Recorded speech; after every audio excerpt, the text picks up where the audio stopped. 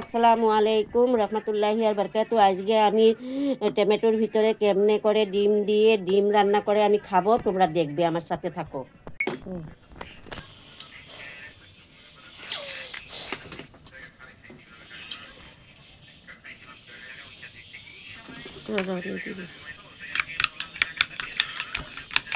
আমি ডিম সব দিয়ে রেডি করে দিয়েছি ঝটপট করে।